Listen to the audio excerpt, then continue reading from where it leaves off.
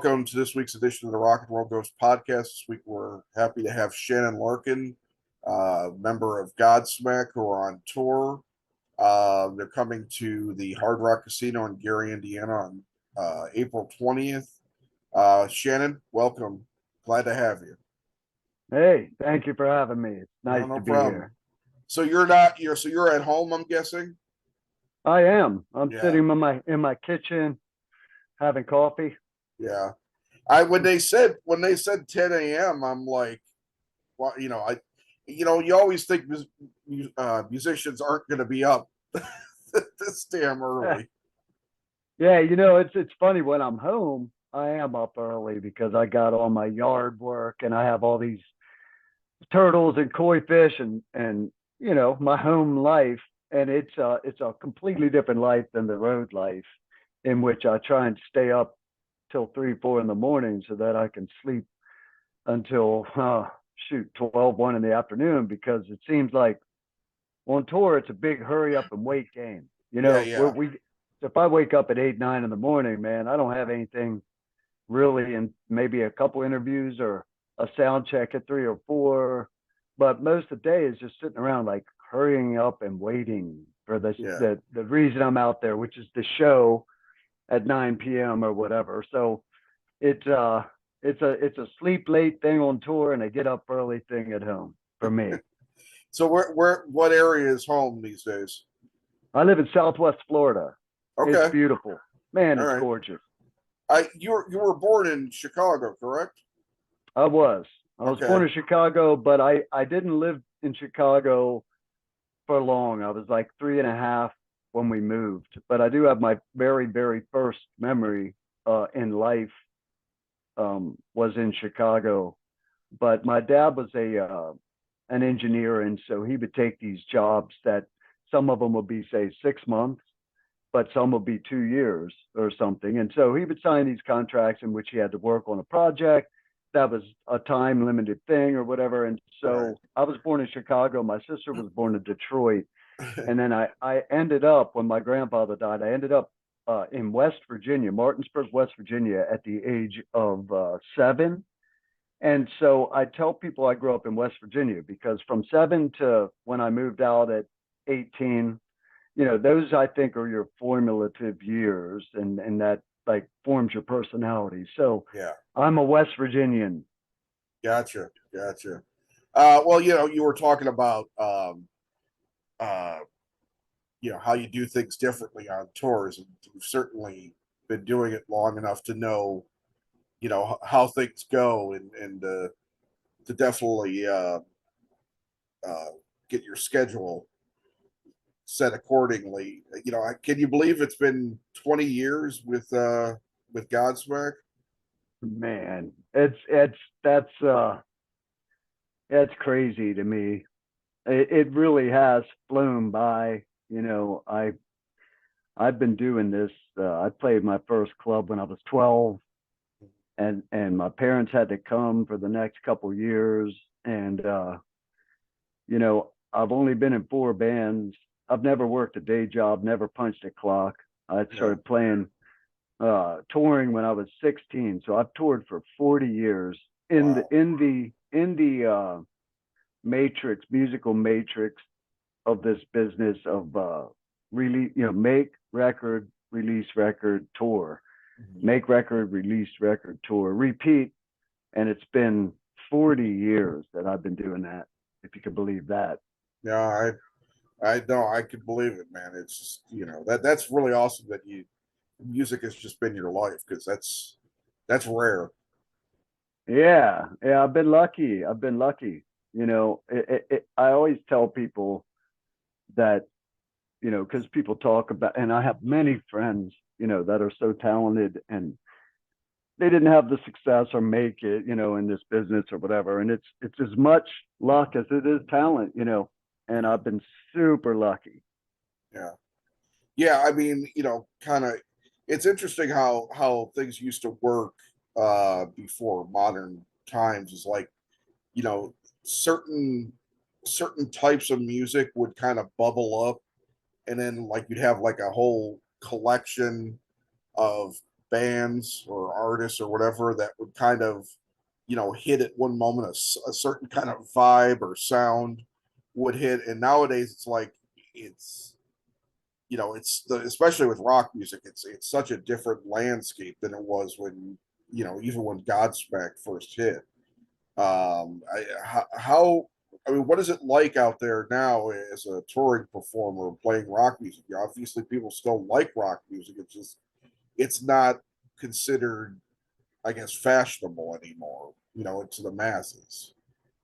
That's true. And it's very, America is a very trendy country for, you know, I guess like, well, the greatest example, of course, is Seattle coming, and Pearl Jam, Nirvana, Soundgarden, Mother Love, and all these bands came and pretty much wiped out all the rock that was happening, and mostly LA rock, Motley Crue, Poison, Warrant, all those bands got completely, their careers completely ruined, destroyed by this new style, because the whole country just jumped on it.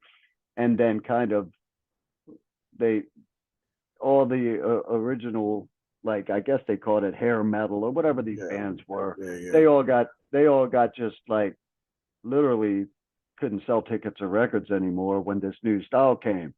Where in Europe, they're pretty faithful, and they'll of course jump on the new sound or whatever, but right. they still seem to retain their loyalty and their love for their favorite bands and stuff. But so yeah, the music scape has certainly, gosh, streaming really changed everything for us, Yeah, man. But see, being I'm 56, I've been there, like I said, touring for 40 years, and I've been through all the like changes in the music business. And that most of it, you have to embrace something like the internet, where, my God, now, like, I can release side projects I do, I can release these things myself now. You don't really need a record label and management and booking agents and all that stuff. yeah, If you want to just release music, for people to hear, if you don't care right. about sales and all that kind of stuff. But the game has certainly changed. It's a crazy world now.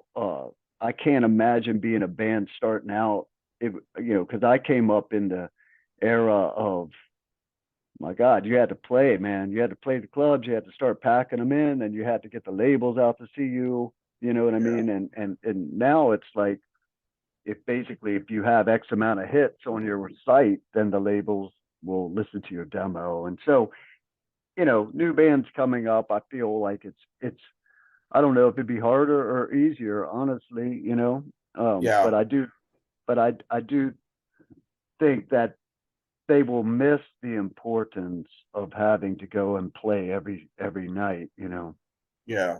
Well, I think a big thing that's happened is that there's no longer like tastemakers. There's nobody at the entrance to anything. There's not like the cool radio stations that have like a cool programmer that say, okay, well, this sounds great. Let's promote this. Like, I mean, radio stations used to break artists despite what even the record labels wanted. They would play like, the tracks that even the record labels said, well, we don't want you to play that track. Well, we like this track, so we're playing it. And then that would break out, and it's like, just it, or like a Rolling Stone. There's just, it's, the field is so wide open right now that there's so many choices that it's almost too hard, kind of, unless you're got, a major engine behind you, to get kind of noticed on a bigger level. But there's all this music that's out there, which is its own good thing, I suppose. And there's certainly rock bands tour and do well touring. That's for sure. I'm sure you guys wouldn't tour if you weren't doing well at it. Well, yeah, and like last year, we were talking about the climate is the only reason I'm bringing this up, not to brag or whatever. But last year for Godsmack, we sold more tickets, made more money, Yeah, sold more T-shirts than in our whole. Last year was our most successful year ever, Wow. if you can believe that. Yeah. We were on the we toured for almost 8 months last year, and the so there's people that are still going out to concerts, and our fans. It's strange, our fans have grown. We're a 25-year band now, 21 of which I've been there, and our fans have grown with us. So 20 years ago I was 36, and our fans might have been 5, 6 years younger than me even. So now they're in their late 40s and 50s. Yeah. And so typically with a band like us that has decades under their belt of success in this business, they're at the end of the day, when we're at our age, why I feel we did better last year than we ever did is because a lot of the folks that first discovered us, they're in high school or college at the time, and then they graduate or not or whatever and get a job, and life happens. They meet somebody, they have a family. Then as a human, you kind of, family becomes first. Yeah. And so you don't go out, you don't spend money on a bunch of records and shirts or whatever for your rock band. Rock becomes kind of secondary. It's something that you might listen to on your radio on the way to work, or on the weekends you're jamming out, with your friends over the barbecue or whatever. But when you're young, it's something that's super. Like, you'll say, oh, Godsmack's coming next month, and you'll get your tickets, and you're excited for that whole month leading up to the concert. And Yeah. that's the era you and I probably grew up in. But nowadays it's changed so much in that everybody goes on, and they could see the whole concert after the first night.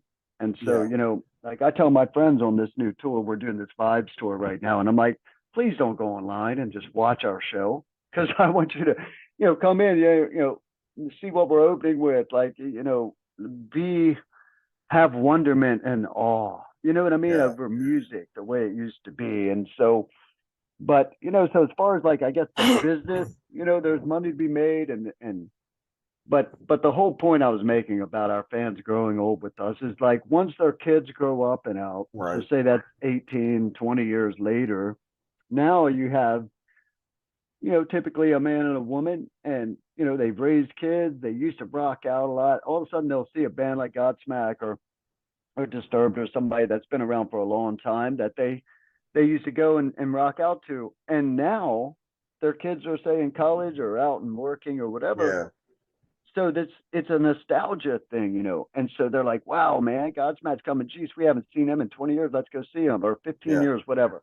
And so they'll go out, and now, they have more money than they had. So now they'll Yeah. buy a couple shirts maybe, and they can afford these ridiculous ticket prices. You know what I mean?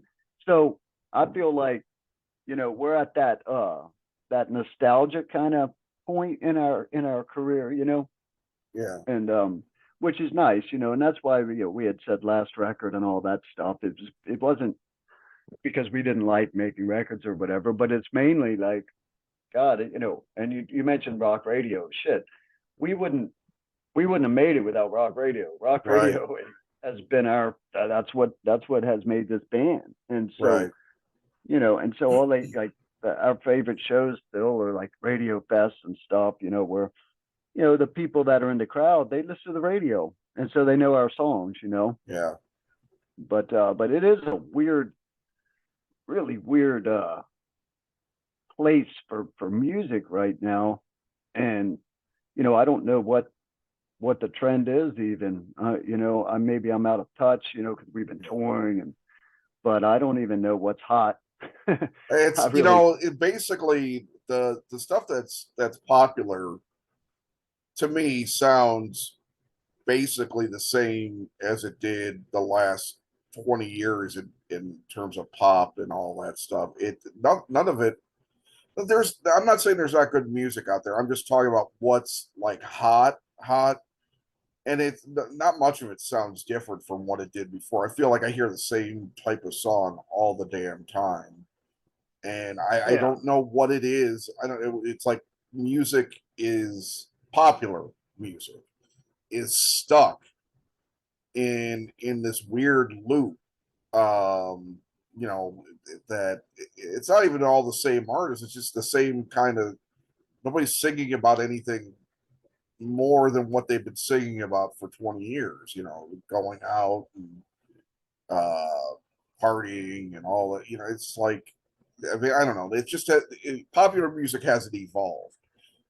Music has, but not popular music for some reason. And I don't Now know I'll what. tell you why. Yeah, I'll tell you why. At least I have a theory yeah, why, and it's because after the 70s and this pure era uh, of creativity, you know, with these musicians, and at the time, you know, you had Floyd and Bowie and Zeppelin and Sabbath and all these bands that were really original, and they were really coming with a new sound, and and so what happens is then the radio and probably the label owners, I don't know, the industry folks, all the yeah, issues and ties we call them in the bands. You know, these cats, they want everything monetized, right? And so right, after in the 80s, and with the advent of MTV and real money that they saw they could make from the public, they started basically telling us musicians and artists that, you know, we need a 3.5 minute song. And so the format now to get on the radio was 3.5 minute songs. And you know, you're coming from a place where like Queen and, you know, Peter Frampton with Do You Feel Like We Do, whatever. We have hits that are 5 to 10 minutes long. Certain right, songs, Led Zeppelin's Stairway to Heaven, biggest radio song ever, right? That right. thing's like 9 minutes or something, right? And Queen's Bohemian Rhapsody, whatever. These are game changing songs that were nothing but original, came right from these artists' souls. So, you know, but the radio wanted to commercialize everything to an extent that if you give them a 3.5 minute song, you're not going to get played.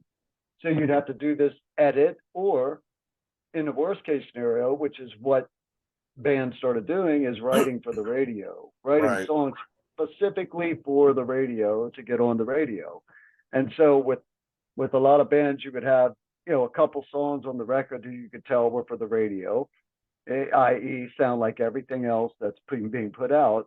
And then, you know, the rest of the record might have some originality or depth to it.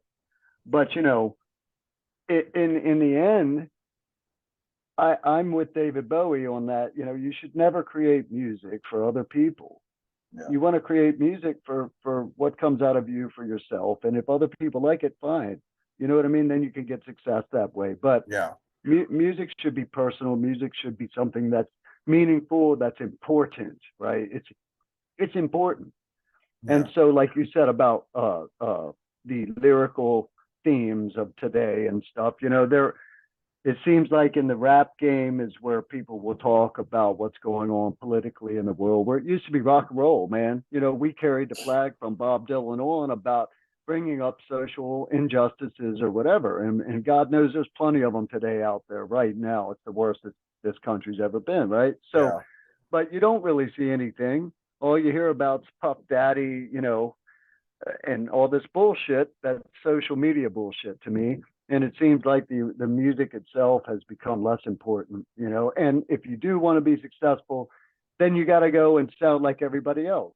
And so Yeah. that's why when you say you listen to the radio, whether it's pop, rock, country, guess what? It all sounds the same.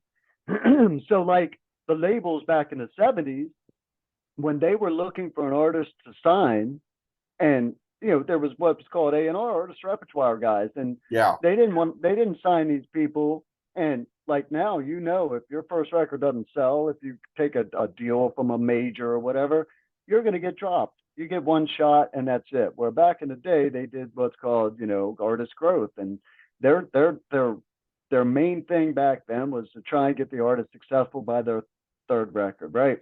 And so they could have time to find the essence of this artist and find the Yeah. real talent. And so now all that's out the window. There's no artist development. It's if you got enough hits, we'll sign you. If the record sells, it sells. If it doesn't, you're gone. Like a distant memory. And Yeah. it's kind of sad, really. And also, back then, the labels were actually looking for bands that were different and sounded original and had something special, right? Where now they're looking for what sounds like what's on the radio. So everything Yeah. ends up remaining in this vicious loop of sounding the same. And it's, excuse my French, it's fucking boring, man. To me, the musical landscape today.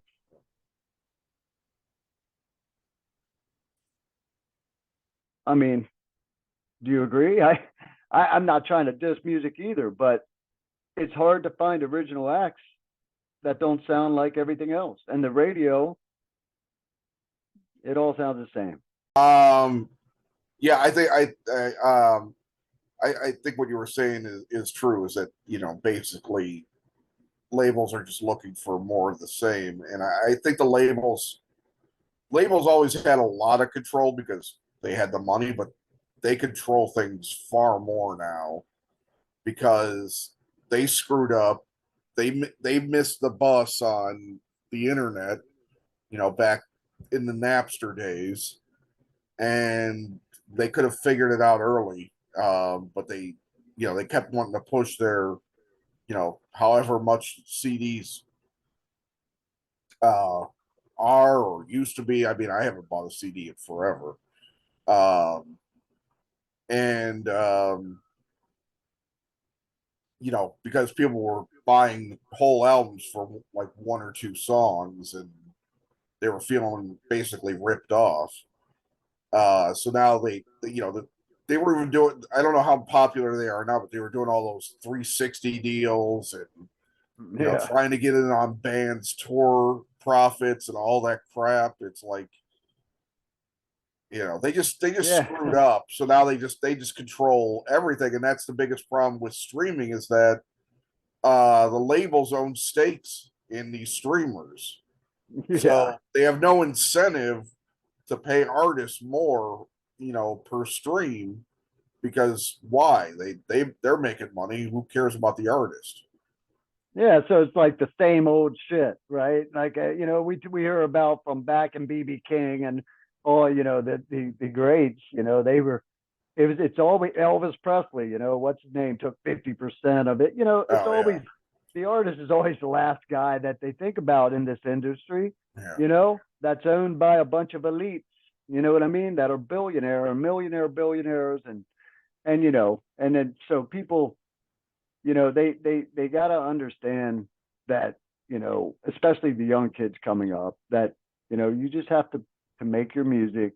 And I feel nowadays there is one positive to it all, and that is these labels, the big three or whatever, they're going to become dinosaurs, and pretty soon they're not even going to be necessary right, if they're even necessary now. Like, you can put your own records out now. You right, spend less than $400. You can put your album that you made in your garage on iTunes, right? And iTunes will take it and accept it for like $380 or whatever. And then there's your record sitting right beside Led Zeppelin 2 or right, whatever. right, It right, doesn't have to be on Universal, Atlantic, or whatever the majors are left. There's only like three of them left anyway. right. But so, and to use the machine, the labels, I'm not like disrespecting these major labels because they've been very kind to Godsmack in our career. We had Universal many years on Universal were great. BMG is a great label for us. But that said, we made it in '98 on Right, Universal when records were selling. The first right, Godsmack sold 5 million copies. You know what I mean? Our last record was our most successful record.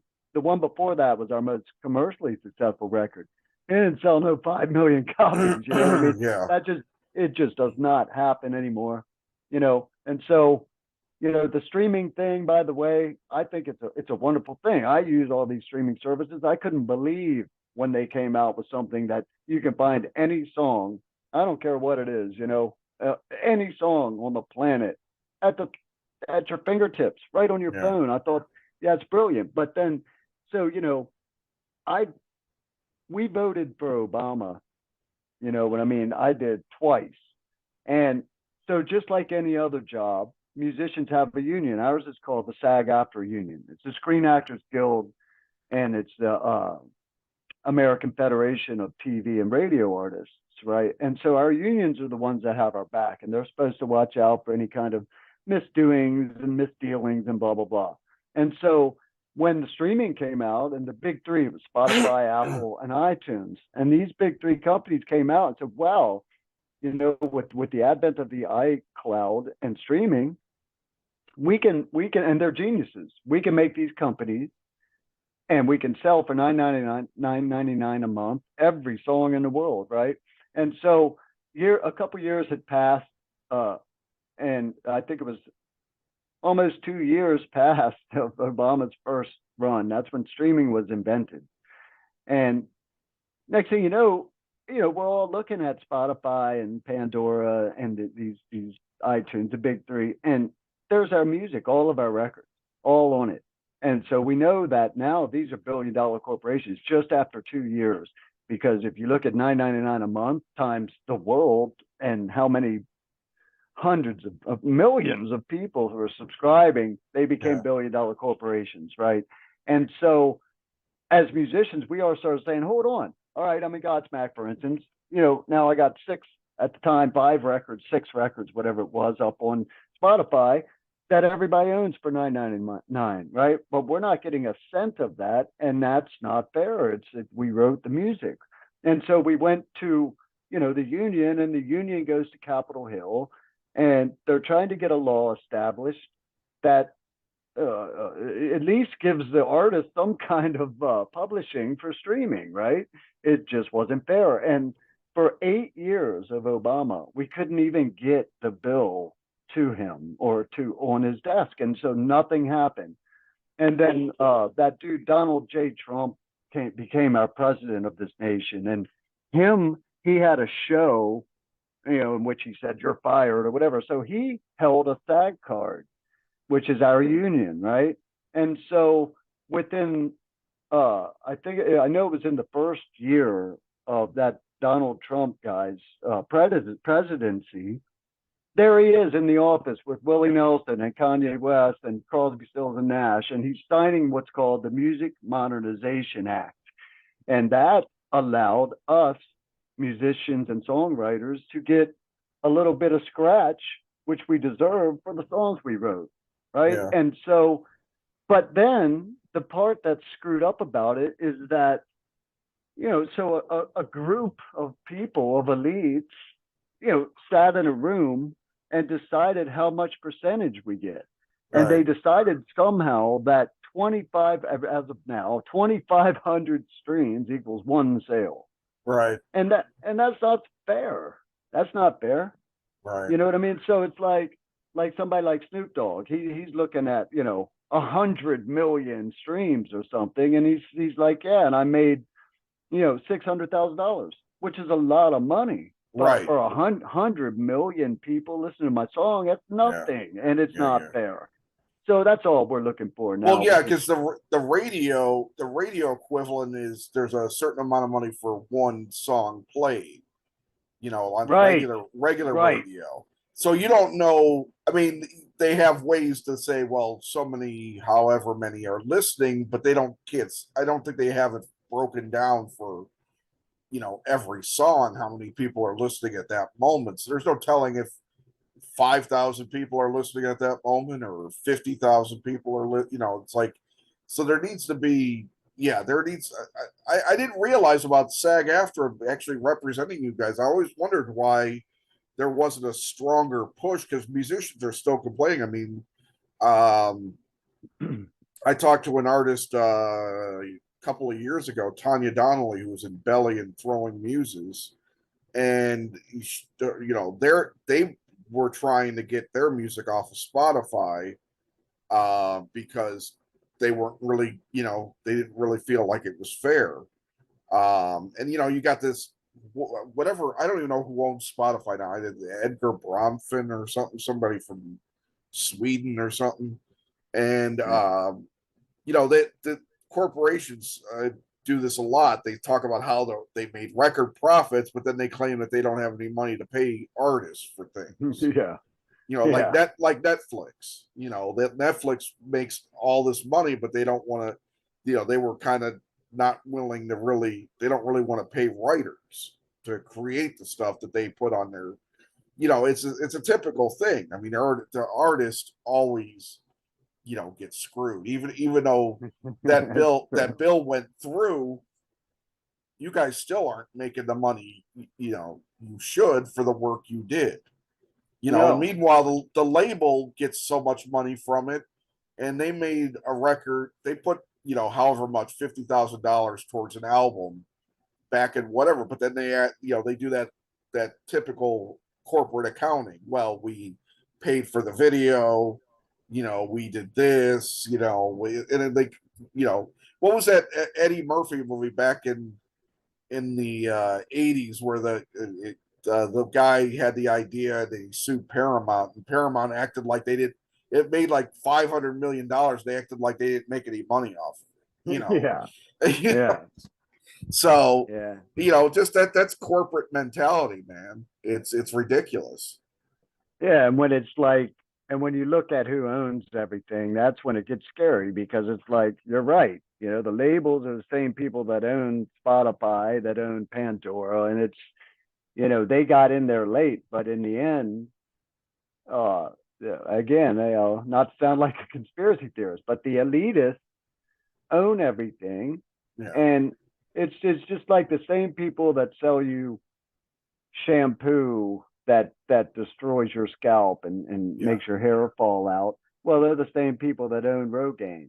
right. So it's the same thing as, you know, I forget who said it, but it was a brilliant deduction on war. It's like if the people that are fighting are the same people that are making the weapons, then something's not right.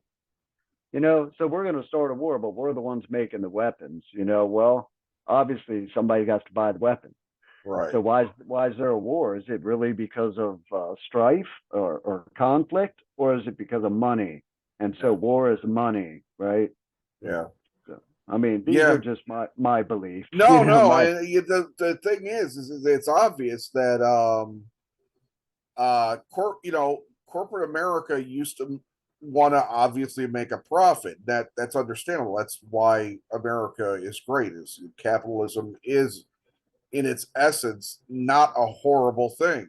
It's just that it's been bastardized and taken advantage of, where now you have so many people without and so few people with, you It's know. so true, man. Spoken well. That's the truth.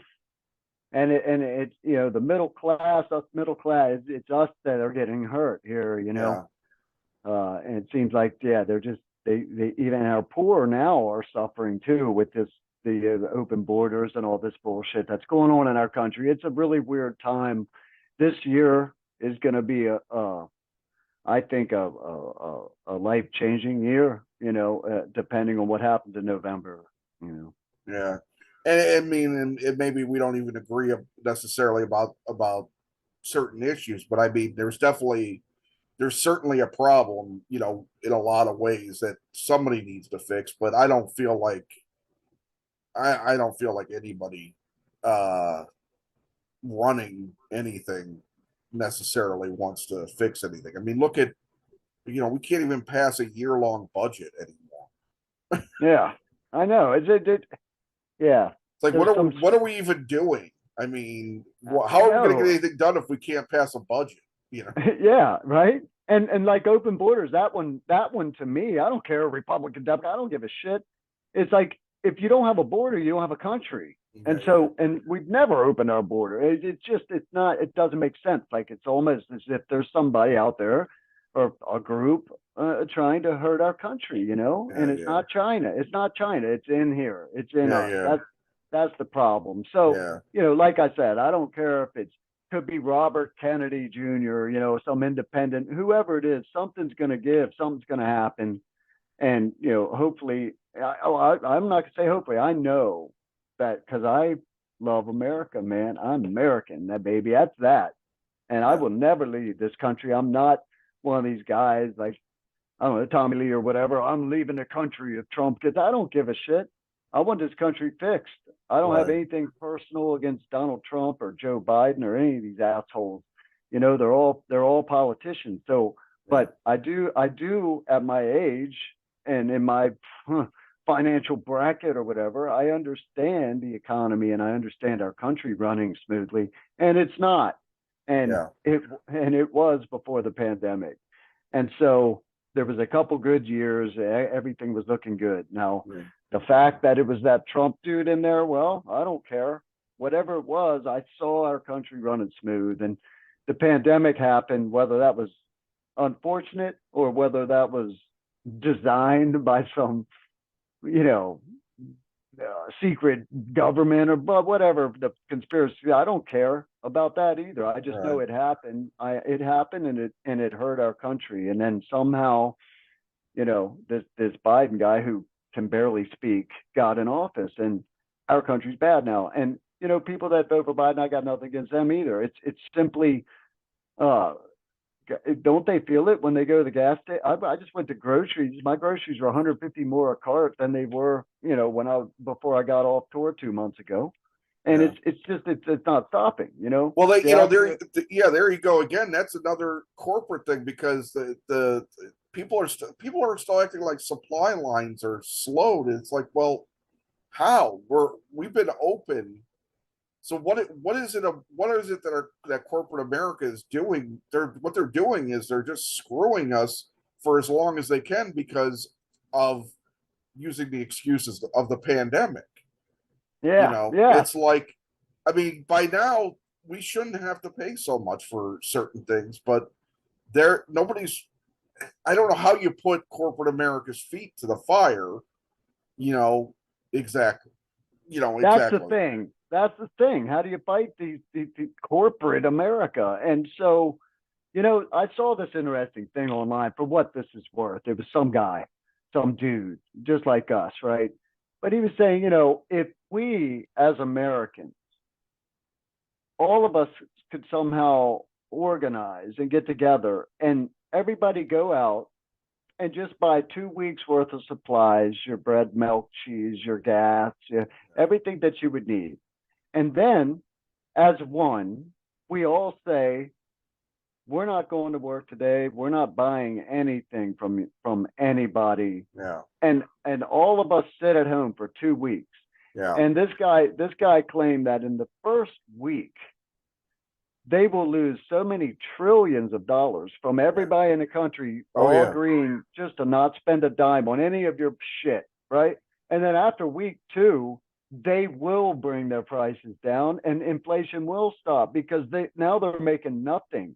Yeah. And they know, and we have the power. That's the thing, people, I think our younger generation, I sound like an old man.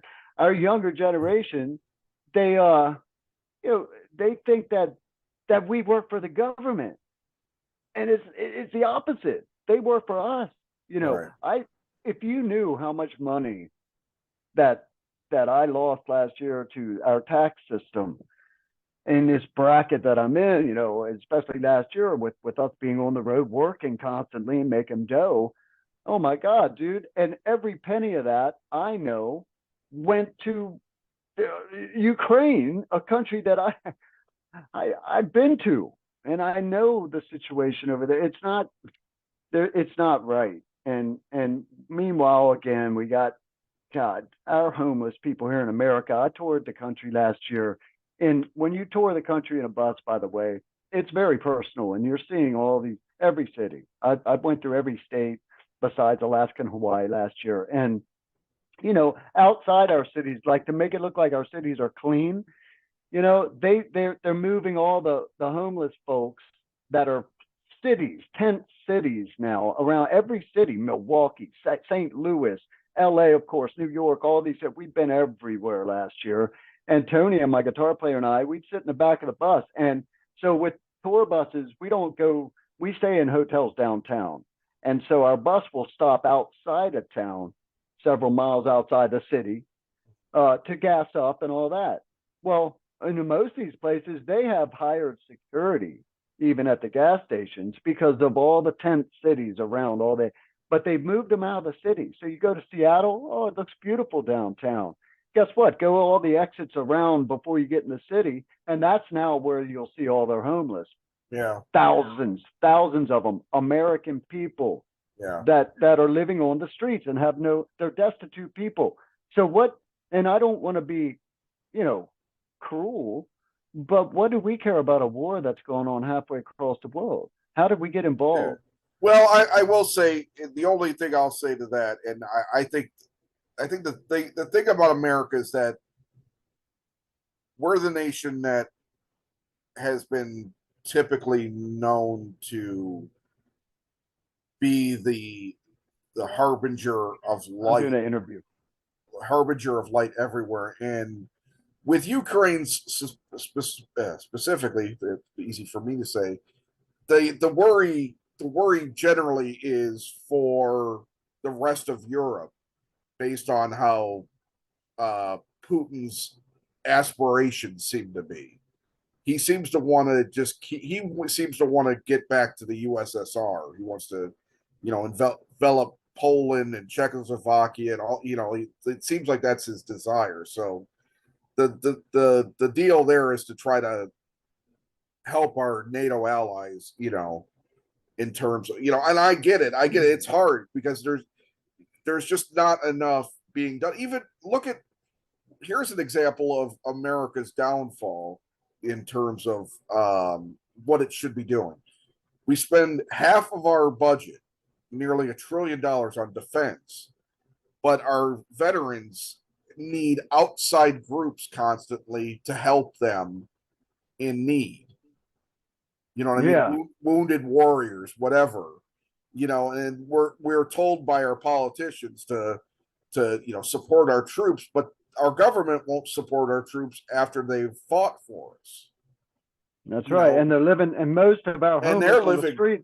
yeah, they're homeless. So, Yeah. what does that say? Like, we spend all this money on defense, but we can't support our, the people that fight for us. That ain't And right. again, back to the conspiracy shit. This thing, this stuff started in the 50s and 60s, and Yeah. and of this world, we somehow became the world police, and it was probably when we became the world currency. Yeah. But I just, again, when our streets are overrun, I mean, my friend Rick Allen, he drums for Def Leppard, right? Yeah. Yeah. And he started the Raven Drum Foundation because he became an American citizen some 20, 30 years ago, Okay. and moved to LA. And over the last couple decades, he just watched this homeless problem. Yeah. Then he Yeah. found out that 75 to 80% of the homeless folks are our own, veterans that fought for our country, Yeah. Yeah. risked their lives for our country. So Yeah. Rick Allen started the Raven Drum Foundation 2 or 3 years ago, and we've raised tons. I've been involved with it, and we've raised tons of money for our veterans to try and Yeah. get them off the streets. Meanwhile, I send $100,000 to Ukraine last year for their border, and so I'm just saying it's not. Well, the thing is that we should be able to do different things. The problem is, how is that money being spent really? Is it Right really for our being spent people. on the things that it Yeah. says it is, or is it being wasted somewhere? Is somebody doing some sort of because politicians are typically corrupt.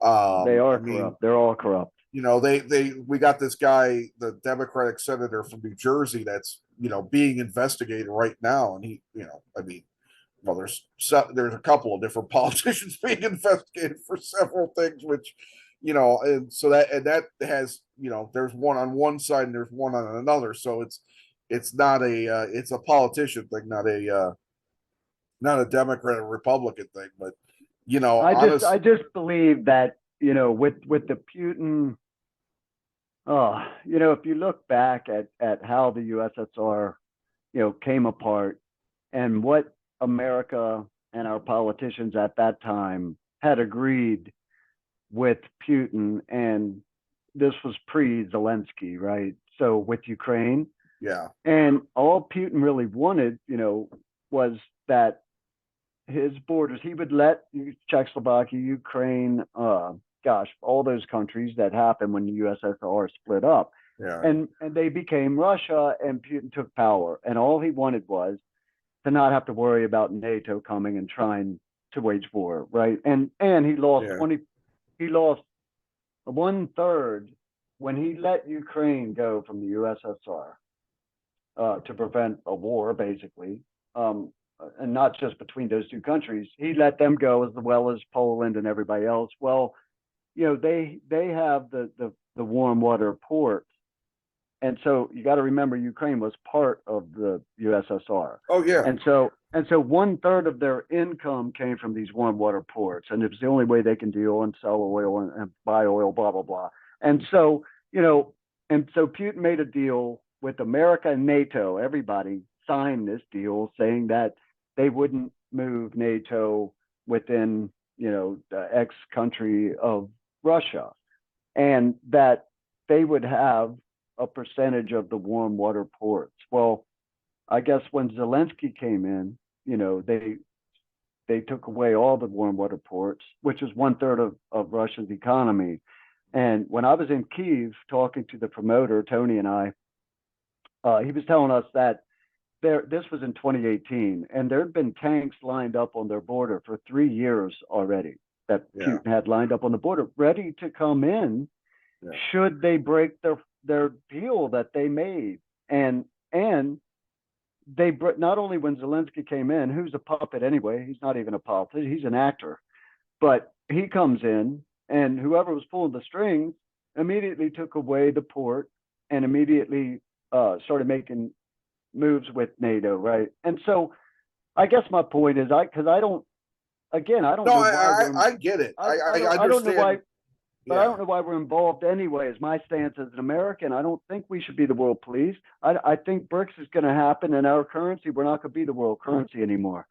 By the way, you got Russia, you got China, you got South America, India, Saudi Arabia. Everybody's joining this new currency, and it's going to be it's going to have greater value than the American dollar, and we're not going to be the world's wealth. Like right now, Russia, to spend their rubles on money with Saudi Arabia, they have to convert their money to American dollars, right? And that's going to change probably. But we're going to be okay. I hope it changes, because America, we don't need the Middle East. We have enough oil. We have more oil under Alaska than Saudi Arabia and Iran or Iraq put together, by the way. And Yeah. people talk about all the global warming and all that shit. Well, if we're buying our oil from them, they're drilling, they're doing all that shit anyway. So what's All the right. difference? Is what I'm saying. Well, I Yeah. feel, just my opinion, we need to get rid of the Middle East and all that shit, and become our own country. It's all going to be one world order soon, someday. They're saying by 2030 or something. But my point is, I think about Putin, and people will probably not like this, but I'm 56. We've been raised in a country that's kill a commie for mommy, better dead than red. We've been Yeah. taught all our lives that the Russians are the bad guys. But the truth is I've walked the streets of Moscow several times. I've walked the streets of St. Petersburg. The only difference that I could see is that the cops have machine guns in their hands. But I never once saw any kind of violence. And when I was in the subways in Moscow, alone, walking around, I like to do that on days off in cities. There was anti-Putin propaganda for sale at these booths, even. And there's a cop right there with a machine gun. And so they teach us to believe that Russia and communism, listen, I'm all about American capitalism. Communism sucks. I would Right. die first. I would die first than be a commie under these. But being in these countries, it's not the way they've brainwashed us to believe. And the people over there are super. We went out to dinner. We went to malls. We went, like I said, I rode the subway. Went down to the Red Square. All this shit. All it is they're people just like us, Yeah. except for they have a different social hierarchy because of communism. But Yeah. they still are normal people that love food and music and humans. And Well, yeah. everybody Yeah. Yeah. dresses nicer. Everybody seems to care more about just like what Sully and I went to a grocery store, man. We walk in this grocery store and we saw these hot chicks and these dudes in dapper clothes, and we're like, wow. So they dressed up even to go to the grocery store here. It's not like they walk outside. Like if I go to the grocery store, there's going to be, or Walmart, Jesus, that's another nightmare. Anyway, people, it's different in Russia, man, and they're not bad people. They have a different political regime, is all, and they don't want to take over the world. They make it seem like he's Gorbachev or something. I don't know. Well, And I mean, like, I think the biggest thing that people forget, and this happens with any, and that even happens to us being viewed, is that most of the time, whatever is happening in any country's government is generally opposed by the citizens. So when I say that I don't trust Russia necessarily, it's not that I don't trust Russian people. I don't trust the government. I don't trust Putin. I don't trust what he's a crafty, sneaky. So I mean, he just killed somebody else that wronged him in his views. And I'm not saying we don't, it's all a bunch of hypocrisy when we say, well, he killed someone. Well, Lord knows how many people we've killed. I mean, yeah, yeah, the only conspiracy theory I believe in is that we killed our own president with Kennedy. yep, That's I the believe only it one because too. I think there's too much evidence to say that this was just, you know, uh, Oswald, in that case. I have a lot of problems believing most other conspiracies just because, especially as we get into we're in the modern The age of the the the, internet, because the people Luciferian one, right? That's will come up with just about anything nowadays. It's like, come on, now there's plenty of things to be upset about. We don't need to invent things.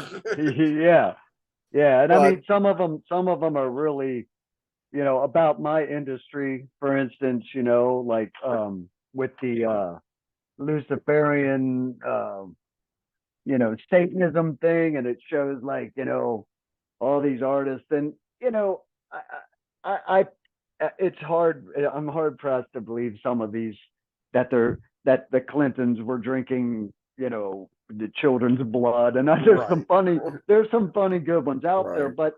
but a lot of them, man, I gotta think. And again, I heard someone that said this, and I went, well, but I think it was Joe Rogan or somebody. But conspiracy theories all start from somewhere, that they don't Yeah. just come out of thin air. So there's something Well, that's behind. what I'm getting at. Like if we could zero in on the actual goings on instead of elevating it to something like the Clintons drinking blood of, like, Yeah, yeah, yeah. young virgins or whatever. I mean, that's it that stuff doesn't help any of us. It's like, because it's laughable and it's stupid. Yeah, But there are real things. Like I personally don't really trust the Clintons. I don't know why specifically. I don't have any tangible things, but I don't trust them, and that's fine. But well, what I want to do is, because we've been talking for a while, we kind of went sidetracked, and I appreciate. I get the feeling that you and I maybe see things differently, but I appreciate the fact that I can talk to you and still and we have opposing views, perhaps. And I feel like you're somebody that's very informed, so I appreciate that too, because the problem in our country is that a lot of people believe something, but they don't. Somebody goes, "Well, why do you believe that?" I'm like, I don't know. Like, yeah, yeah, you got to know why you believe something, or shut up. It's like, yeah, because you're not man. And help. You're just I lived in perpetuating. California. I lived in California, dude, for like 10 years. Had my kid there, was married there, all that. And I got a lot of friends, from living there for a decade. And Yeah, my God, that when this division, our country literally got divided by these assholes, man. And I saw, friends of mine that took a different path that I believed or whatever politically, that didn't want to talk to me anymore. yeah, Because of who I was supporting. Trump. I'll say it. I like, again. I don't care if he said he wants to grab somebody's pussy or what. I don't care. That was 30 years ago. What I do care about is our country and especially our veterans or whatever. And so I understand he's an asshole, but those first 2 years you can't argue. And that makes me believe that the pandemic, I think it was China, I don't know. But I look at Trump like, man, if somebody gets attacked this hard, they're really scared of this dude getting in and to be our president. And so to me, that's scary. You talk about the Clintons and you don't know why you don't trust them. Well, when the Clintons came into the White House, they had $1.2 million. All right, he Yeah. was a governor, or he was a governor, so they had some dough. When they left the White House, they had over $100 million. Oh yeah, Hey, yeah, for sure. how did well, and book deals, same thing with the Obamas, book deals and all that shit. Hey, the Well, that math happened. doesn't. That's The, natural. the Everybody gets a math, book deal. Yeah, yeah, but the math doesn't add up at a book deal. I know. I'm in a band sells millions of records. I know how it is. If yeah. you sell millions of books, it's the same thing. You don't make $100 million. No, no, It's I agree. There's always, but that's they're kind of that's corrupt. the way it goes. Yeah, They're corrupt. And the Bushes, I'm not talking Democrats. I'm not being a Republican here. I voted for Obama twice, by the way.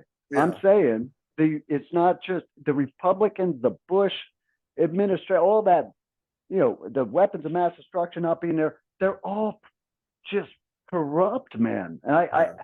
I don't want to be a total negative. That's why earlier I try to be a positive person. And earlier I said, hey, I think that I believe in them and love America, and I think our country's gonna tune itself in and fix itself. But I think the world's going to change too. Especially with the advent of BRICS and this new world order. But as far as it goes, man, our country, I believe, is going to be okay, and we're going to be okay. And the I friends think that I we need. I lost, think it's a growing thing. I think we need to evolve beyond what's happening right now. I think that's the deal. yes, Um, that's truth. well, I want to say that I'm as hopeful as you are, and uh, if we ever met, I'd love to sit down and chat some more, honestly, about this because I think you're unlike a lot of people, and I'm talking. I consider myself a Democratic leaning independent because I personally feel like the Republicans want to go back in time to some other era when it's the whole thing. But I'm not a progressive either because I mean I'm progressive in I like the idea of change. I just think that what what progressives worry about takes away from what all of us as Americans need to worry about. That's my feeling. I Hey, voted Republican in the past.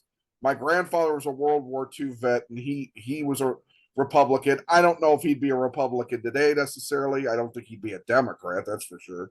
But I think there's a lot of us in the middle that don't really have any allegiance to either side, and we're being ignored. And and I we're think, being and yeah, we're being like we're also being like almost ridiculed. right, Like if and it's because of this.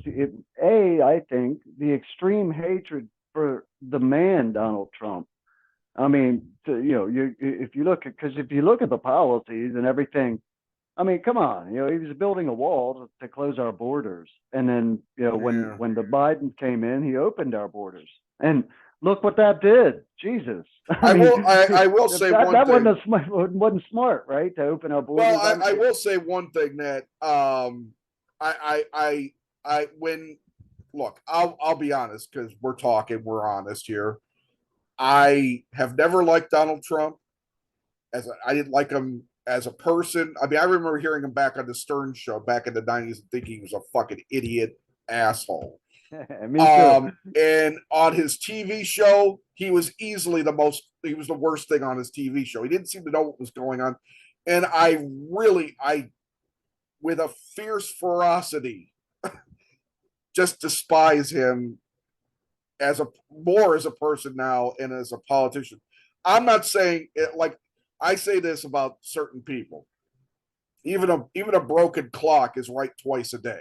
There were a few things done. Now you brought to my attention the one thing he signed in the law about the residuals Yeah. for musicians. I think that's a good thing. There were a couple other good things, but they happened on his watch. I don't I but I don't feel like I feel like this man is not I don't feel like Biden is perfect in any way, and I certainly am disappointed in the fact that these are our choices. But I feel better with the people underneath Biden than I do anyone that Donald Trump could possibly pick at this point, because almost all of his staff basically have denounced him in some way, shape, or form, and all this other stuff he's done, which has only made his life worse, but he decided to make it worse for some inexplicable reason.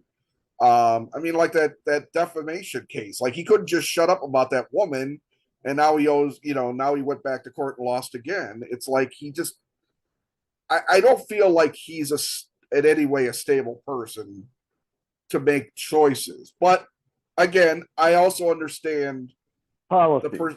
I also understand the perception about Joe Biden, and I myself have worried too. But I don't. I just with a ferocity, I dislike Trump so much.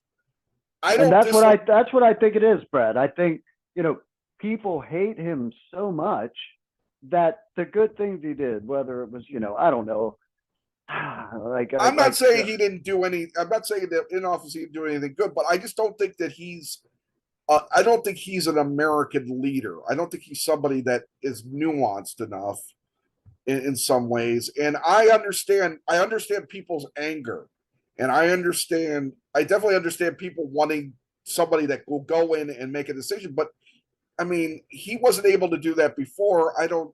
Without changing the government and the country itself. Well, listen, Brett, that's what I don't understand is people's anger. It's like, this is politics. Why do people hate so much? I mean, like, I see Biden and, falling, and he really seems senile. I don't know if you've seen some of the footage of him. I've seen things that it's obvious that he's an older man. It's even if he's actually fine, he's slower than you would want your president to be. I get that, but I mean, on the same time, if you really, if America wanted to see everything, they could show clips of both of these guys saying things that didn't make any goddamn sense back to back.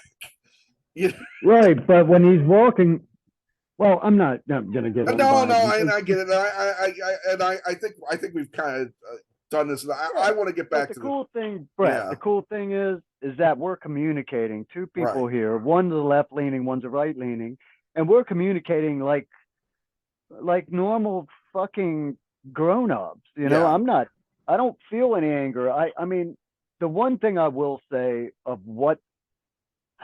Ever since I was a kid and started listening to Dead Kennedys and Black Flag and the punk rock of the early '80s, right? Yeah. They were very political then. Oh yeah. And I wasn't. But around that age, shit, I'm 15, 16.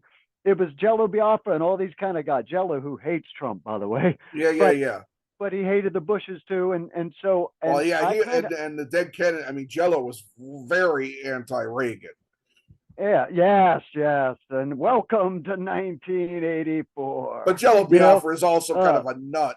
He's a nut. He's a fucking nut bag, right? And that's why, because I hate the fact that he hates Trump so much and says he's a Nazi and stuff and then all this weird shit. But anyway, my point is back then, I kind of learned politics from punk rock or whatever. And so, I've always been against war, and I always bought into the idea, especially after doing research, that war is generated from money and innocent people die from it, right? Yeah. And no one can argue the fact, and this is where I kind of just end my discussion about Donald J. Trump. And that's fine. I think you and I could have a brilliant discussion, if we ever sat down and talked. And Brett, we will. We're coming. Where are you at? I'm actually very near Gary, Indiana. Let's come to Gary, dude. I'll put you on the list. All right, man. We'll hang out. And we'll hang out. But one thing about Trump is that in 36 presidents, and this is a fact, he's the first one. We weren't in war for those 4 years. Now, granted, the pandemic did come. Well, we were still wrapping up Afghanistan. Well, yeah, and the way Biden pulled out, oh, whatever. Yeah, that We no, I'll hey man, I'm with you. I'm with you that it there was something that was missed there, and that was not a good way. It could have been yeah, worse, that was but we just shouldn't have you know, we should have been out of Afghanistan so long ago. yeah. So, We knew but what what? was going to happen. We knew But the Taliban was going to take over. let's not skip over the fact that we had a president, first one in 36 years, and multiple, like Obama's and Clinton's had 8 years, Bush's 8 years.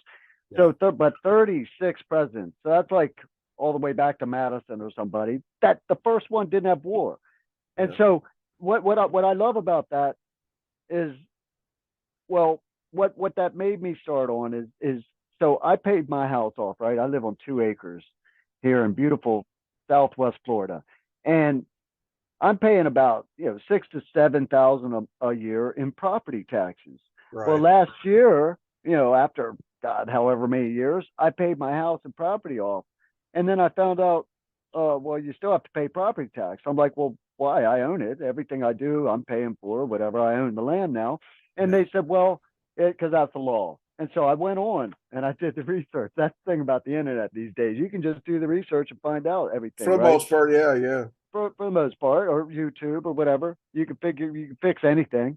So I go on and I find out that the reason property taxes were instated in the first place was because of World War One. And so at the time, yeah, America wasn't the wealthiest country right, in the world. And so for us to get enough money to stop these horrible, Germany, Russia at the time, yeah, World War One, the only way we could get the money raised was by our rich folks in America. And the only people that owned property were the rich folks. So right, they implemented a property tax and put an amendment in the Constitution for property taxes only in times of war. And from then on, it's been war. yeah, yeah, And so we pay property taxes. Well, so my question is 4 years of Donald J. Trump with no war, then I'm owed 6 times 4 is 20. I'm owed $24,000. I feel from the government because I paid 6,000 a year, roughly 6, 7,000 a year in property taxes for 4 years of no war that we were involved in. right. So that we shouldn't have to pay those property taxes. You know what I'm saying? And that's something that I just discovered myself. I don't know. Yeah, no, It I think that if that's definitely true. I mean, I'm a I will admit that finer details like the fine like something like that are probably normally uh outside my purview because I'm a I guess a I don't know what you would call me, but I would also like to in Biden's defense. I mean, yes, we're supplying Ukraine, but we're not technically at war. So Well, we are in over Hamas is bombing us, right? Why we put our ship? I don't get it.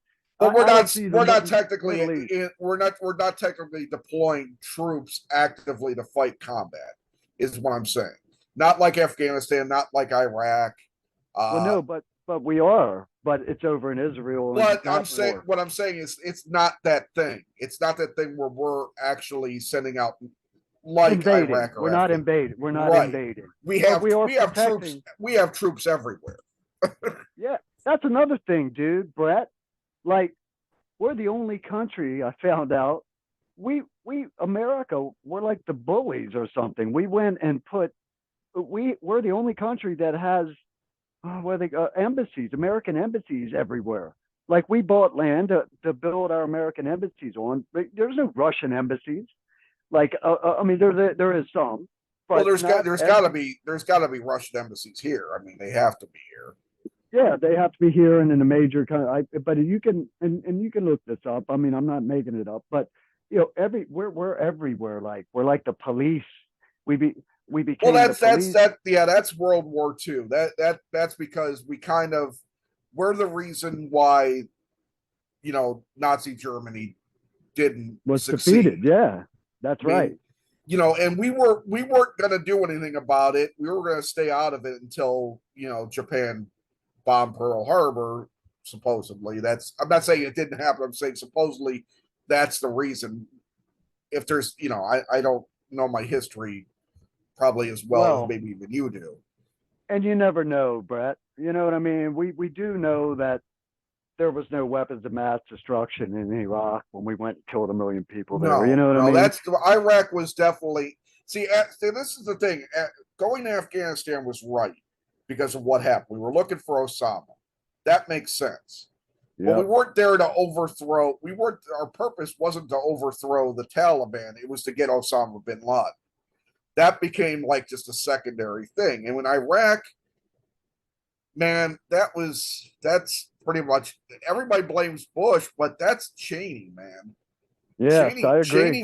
Cheney was the spearhead behind that shit, and he fooled every. He made they made Colin Powell look like an idiot by feeding him wrong information. You Yep, know, it's true. That's and true, man. I gotta say that with the hindsight of time, my stance on George Bush has softened a bit. I mean, I don't think he was the greatest president, but um, I think he was a lot more of a compassionate man than people think. Um, Yeah. anyways, let's go back to the tour because and then we can wrap it up. I have had you for a lot longer than you probably thought we were in for. So, Yeah. but I appreciate it, man. I really do. I really appreciate you being honest and being able to accept my different point of view, and I'm glad that I could accept your different point of view, and that we're still talking. I think that's great because I Me think that's too, what man. more. And it's all it is it's not even so much just people. I think social media has a way of throwing shit back in your face every 2 seconds. There's an algorithm for it. They're even said with threads that even though X has been kind of seen as the conservative side of social media now because of Musk and everything. And now Threads is shown as like the progressive side. But they found out there was a New York Times article or Washington Post article about the fact that Threads has some sort of algorithm which basically keeps spitting out things to progressives, making them, about conservatives or whoever, making them, angrier and angrier on purpose so that they Yeah. interact more. To And it's divide us. it's It's like, well, to divide us, right, dude. if we This didn't if we division. didn't buy into this, we wouldn't all be so angry. I mean, there's reasons to be angry about things, but there's not reason for this much venom. It's true, man. It's true. And I feel like they're trying to divide the country. And I do feel, that there's ain't no wrong, ain't no right as far as like Democrat or No, Republican. I was raised Democrat all my life. My parents were Democrats, yeah, but at the time in the 70s particularly, the Democrats were the liberals, and that these were the people that, like at time, even in the late 70s, I was already in the music business playing. And so yeah, there was gay people around me. It's the music business, yeah, and so I was always very liberal and always on the left, and you know welcomed different adversity. You know what I mean, in my life, and so I always felt that's what democracy and liberalism was about. And I hated Jello Biafra's thing, man. I hated Bush. I hated all the Republicans, man. yeah. And all these years later, being a Republican, uh, I don't know. The only way I can say it happened is through those Obama years in the music business and watching industry happen and growing up as far as financially. I have a kid, a wife, all this shit all of a sudden, and I'm like, wow. But let me just say, I think that also liberalism has changed, and it went Oh, for sure. just like there's the far right, these far right conservative jackasses, the far left conservative jackasses. But my problem is I feel like the far left jackasses own the industry that I work in. They own it. And Yeah. so the wokeness is insane, dude. And I don't believe in erasing history because I feel like we learn from it. And so you want Absolutely. to take down a statue of Andrew Jackson? Well, shit. What good's that going to do, really? It's going to hide the fact that maybe he was an asshole.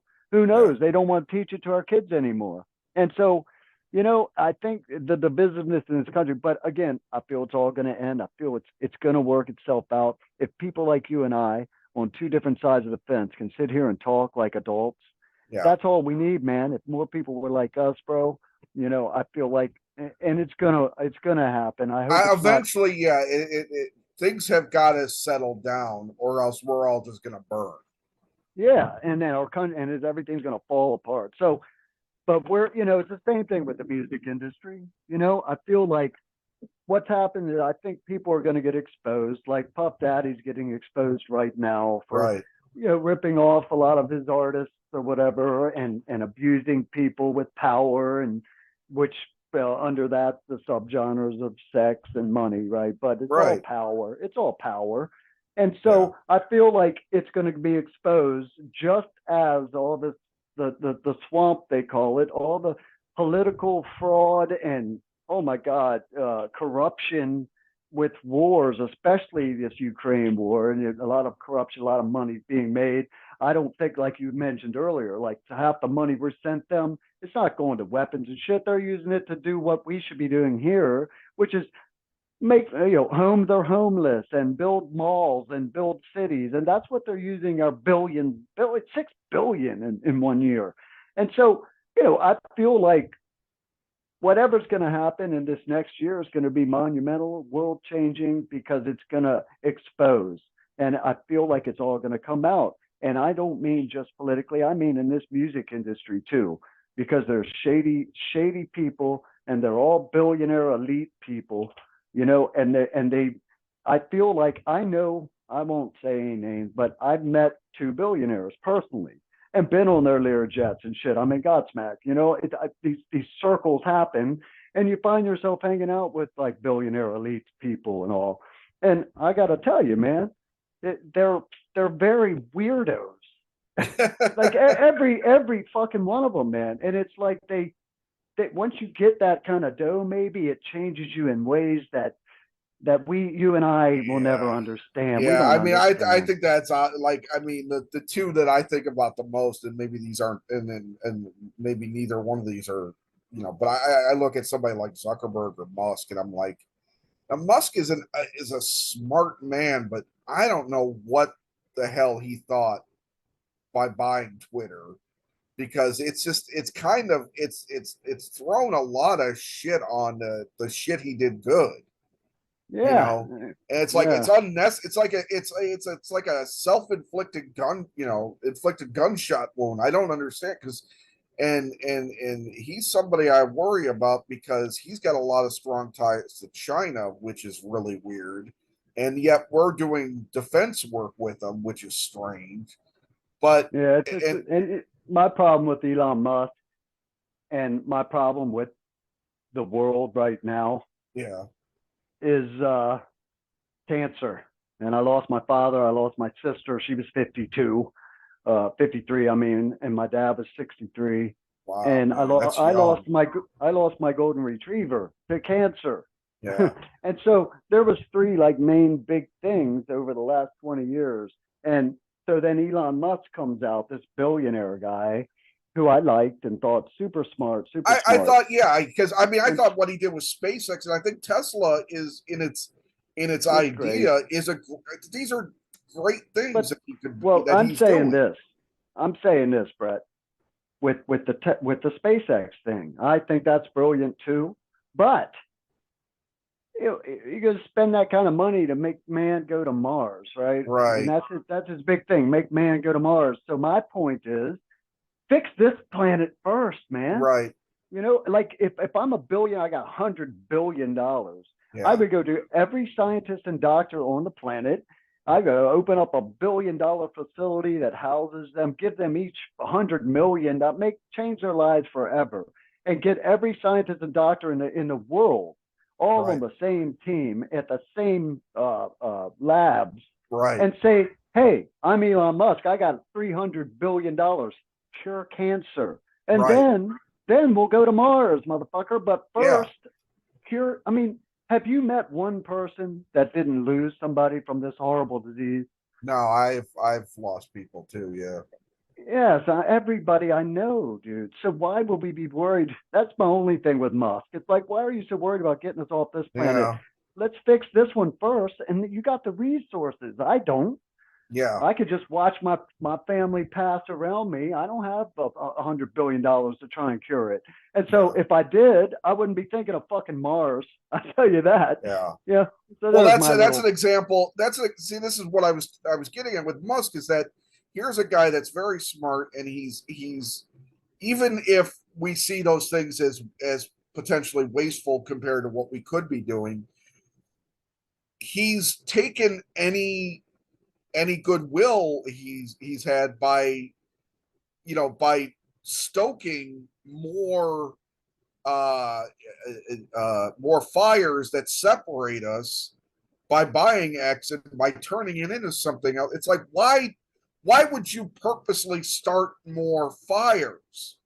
His thing was with the Twitter thing was freedom of speech. I guess But he everybody was thought. already babbling about everything that they wanted to do before. I mean, I get it. I get it. I'm with you, man. I thought it was weird. It was a weird move. That's why I say that's why I made the comment before that yeah, I've no, actually met these billionaires and they're yeah, fucking weirdos yeah, and yeah. somehow getting that kind of wealth and power. I mean, because look at Elon. He's a man that didn't even he doesn't have mansions and all these cars and shit. He No, lives in he's a odd. He's an odd so man. but you can see the intelligence. His IQ must be off the charts. But He's a brilliant person. There's no denying he's brilliant. He's also the dumbest brilliant person I've ever met. I've yeah, ever they like say encountered. yeah, they say Einstein couldn't tie his own shoes. You Right. know what I mean? Yet he could figure out the theory of relativity. But so but he was no billionaire. But I will No. say this about Albert Einstein. I live in Fort Myers, and so that's Southwest Florida. It's about a couple hours down south of Tampa, right? And that's where Einstein's from, by the way. It's not Yeah. from here, not from here. But in the 20s, I think it was the 20s, maybe the 30s. Anyway, his house is here, and you can tour it. You can like pay $15 or whatever, and go and see Edison's actual labs and shit. It's really cool. But what happened, I heard or I learned, was that him and Henry Ford, who were two at the time in the 20s or 30s, whenever this was, Right. it was as if these guys were billionaires of the world. They were the elitists, and Right. they came. And by the way, these two gentlemen came down to Fort Myers, Florida, and established the city. And they Yeah. planted all the palm trees that still stand here were planted by Edison and Ford. They basically Yeah. made Fort Myers, Florida, right? And so again, even then, that kind of money makes people into weirdos. Yeah. I Yeah. don't know how to Yeah. put Yeah. it. It's I don't know if you or I, if we had $100 billion, would we turn into fucking weirdos? Who knows? I don't Yeah. know. Yeah. But everyone I've met personally, they're just strange, man. Yeah. And I know people think I'm strange, but No, I'm no, like, no, Jesus, no. I get I'm it. like normal. There was that thing recently of talking about. I forget if it was just talking about social media in general, but the fact that people trusted tech because they felt like at the beginning that they were more uh pro human, human everyday humans, trying to tie everyone together and everything. But it turns out all that they wanted in the end was money. Yeah, money. And when you're on earth and you're just programming yourself to pursue money above anything else, you don't care about anyone. You just care about money. And Yep. that's what they've done to us, because all we sit there and do is there's all the status, and then we see people like doing this, doing that. We think we have to do that. I remember my grandmother had a job before, like, they had kids, and then once she was going to they were going to have kids, she stopped working. My grandfather worked, and like he was on a bowling league, and they went to the Moose Club, and that was pretty much all they ever did. They came home, he came home every night, watched TV. Now everybody's always feels like they have to be doing special things and they have to be going everywhere. All that crap, you know, and it's a whole thing. We could talk forever. Anyways, I want to get back to the Vibez Tour. Uh, with you with Godsmack. You could hear me, right? I got you. Okay. Yep. Um, I got so about no, it's literally five. I have no, 5 more I minutes. get it, and I'm sorry we went off on a tangent. No, that's okay. But It's a tell me about what the Vibez Tour is and what fans can expect. so the Vibes Tour is a kind of an extension, I should say, of what we did in 2004.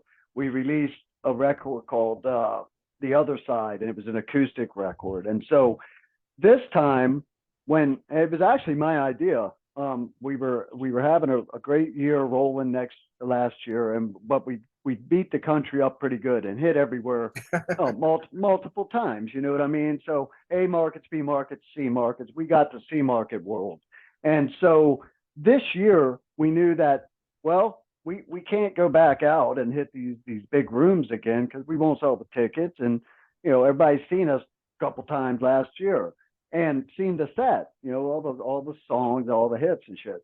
And so we're like, and I said, well, shit, why don't we do an acoustic tour so that we can still go out and play and, not have the pressure of the big shows where they do theaters. And so it was like, that's a great idea. And so it came around that instead of being an acoustic show, though, Sully had the idea of making it just this vibey show where we play some cover songs. So like we do some Pink Floyd, some Led Zeppelin, Nice. and we put together like a killer like video screen with a bunch of trippy, lava lamp and acid kind of mushroom vibe, and do this set that's mostly acoustic, but we're not playing acoustic instruments. So like the dudes are playing electric guitars, Yeah. but it's just the softer tone stuff like Voodoo, Serenity, Spiral, these kind of songs we have that there's always a song like that makes our record. On the 4 record, it was One Rainy Day, like blues, psychedelic blues rock kind of, you know what I mean? And Yeah. and so it's not technically like the Other Side tour, an acoustic set. However, it's we're not jumping around and blowing off pyro and being aggressive in any way. So this is a super mellow show. Fans can expect to come, and basically it's a super mellow show that evolves by the end into a fun like jam thing where we at the end, because we play a bunch. There's only a couple covers in the set, but at the end, then we can play covers, and we have like a list of 6, 7 songs that we can pick a different one depending on the crowd every night. Like Sully might say, let's play Come Together, or Time by Pink Floyd or whatever it is, and Yeah. and so it's a loose, intimate, small venue thing. We're playing like 2 to 4,000 seat like theaters, and he also does a kind of storyteller vibe at a couple parts in the set, where he breaks down just his Sully's thoughts on like how important music is to us, and still retaining some of that wonderment and awe that when we were little kids and started listening to music. And so we're trying to be, and it for me as a drummer, it's the coolest thing. And theaters have always been my favorite rooms, even over some stadium with 100,000 people or whatever. I've always liked the theater as a drummer because I feel like it is intimate, and I can see every face in that room, even the people up in the balconies. I can see you. You know what I mean? Where at the big shows, I can't see. Sometimes I'm on a 60 by 40 foot deck on these festivals, and I'm in the back, the drummer, so I'm 30 feet from the front of the stage, which is 15 feet from the front row. So it turns out I can't even make any kind of human connection to these people I'm Yeah. playing music for. And Yeah. that's a big part of being a performer, is the human connection, right? And that energy that you feel off the crowd. And so with these theater shows, man, it's the favorite thing. This is the favorite tour that I've been on since probably the first time I joined Godsmack and just got put into this world of people that know your songs. Like Yeah. when you're looking out and somebody's singing the words of your songs, hey, there's a magic and there's a power in that feels good. You know what I mean? It Yeah. feels Yeah. Yeah. good. You're like, wow, they know my song. That's really cool. And so this Vibes tour, man, I tell all my friends and family, listen, it's a completely different set list, completely different band. We've added a couple of dudes. We put Chris and Timmy. Chris Cato is a keyboardist, and Timmy T is a guitarist. So we added some extra musicians in to fill it up, and so we can get away and with playing songs like, dude, we do "No Quarter" by Zeppelin, which Yeah. Yeah. was always one of my favorite songs, you know, and we couldn't do that without, you know, extra musicians or whatever. But and then the free form jam part of it, you know, if you've seen Godsmack in a rock metal personality, then you'll know that we mean business, and it's a profession. We every night's the same because we try to be as perfect as we can be. You know what I mean? Yeah. As sound like the record. We do not run tracks. We do not run tape or click tracks or any of that stuff. Never. We don't do that. And Right. nothing against all the every band on the planet, by the way, that does it. Nothing against them. But us and the Foo Fighters, we hold true to it. And Metallica, I don't think has any tracks either. But most of the bands do, and there's nothing wrong with that.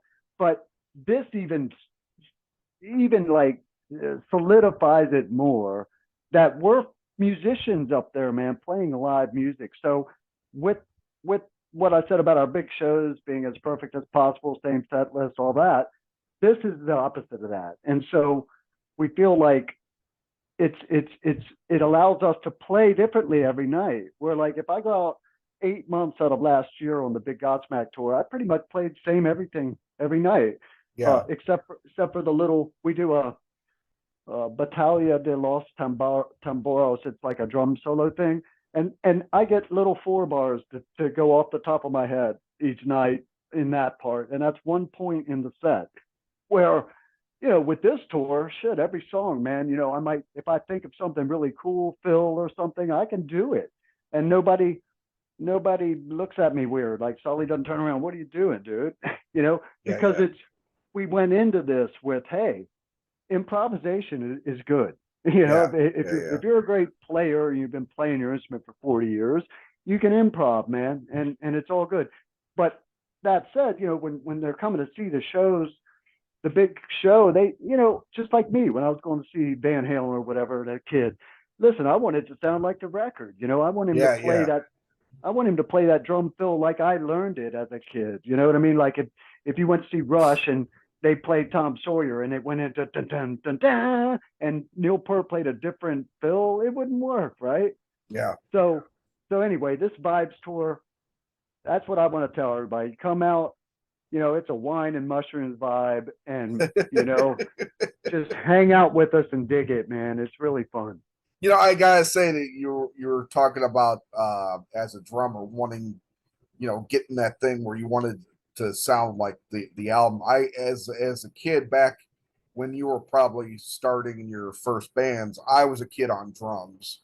Yeah, Trying nice. to play, you know, I was always playing with headphones to the albums, you know, whether it be the Who or, you know, the Police or whatever the hell. And yeah, man, it's you know, it's such a fun thing to do. I even went back and went to a studio to rent, Brett, and yeah, I I know, I man. hate to cut you off, No, man. I know you got to go. I really do. I'm Anyways, sorry. no, you're Hey, good. come to the show. Come to the Yeah, show. let me wrap up, and then I'll get in touch. So the Vibes tour is happening now. It's coming April 20th to the Hard Rock Casino in Gary, Indiana. Shannon, thank you very much for your time. I appreciate this talking about all this stuff with you. I look forward to the show, man. Thank you, Brett, man. You're really cool. I'll see you soon. All right, take care, man. All right, buddy. All right, See ya. bye.